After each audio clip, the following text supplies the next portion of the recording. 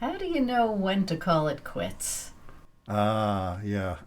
How do you know when to call it quits in your relationship? Of course, I could also say how do you know when to call it quits in therapy. But let me do with the relationship one in this video. That's what I was referring to. Yes, the relationship.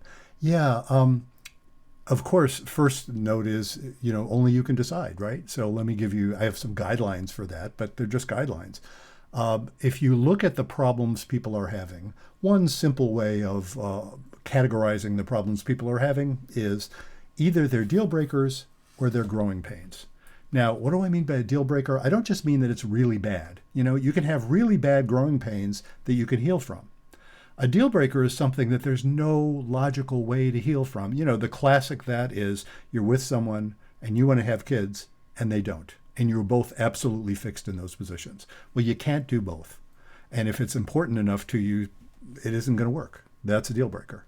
Or something like, oh, I absolutely have to live, close to my family. And the other person says, yeah, me too. And my family's, on the other coast. That can be a deal breaker if it's important enough, and only you can decide if that's a deal breaker.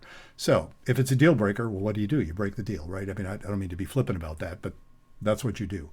If it's not a deal breaker, if it's a growing pain, then the possibility is you can heal. You can learn to incorporate what you need to incorporate so that it doesn't hurt anymore, so that you can accommodate it, so you can accommodate your differences.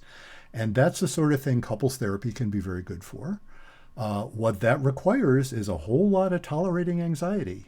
When I've talked, and maybe you've seen another one of these videos where I talk about intimacy and stability, the chief skill of intimacy, and therapy is really a bunch of intimate conversations. The chief skill of intimacy is to tolerate anxiety. And that means opening your mind to possibilities that you've been feeling like, oh no, you could never accept that. I am not saying accept the unacceptable. I'm saying if it isn't unacceptable and you've been accepting it, maybe you can rethink it and find that it's actually better than just acceptable, and maybe it's even okay. So, how do you know when to call it quits? Again, it's your own personal decision. But if it isn't clearly a deal breaker, then it's the sort of thing. Well, I have one other piece of advice about that.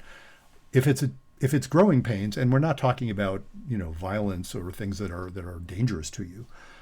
If it's just painful, don't break up too soon. Because if you break up too soon, you won't learn what you need to learn from that experience. And that will help you going forward, either in the relationship you're talking about or in any future relationship.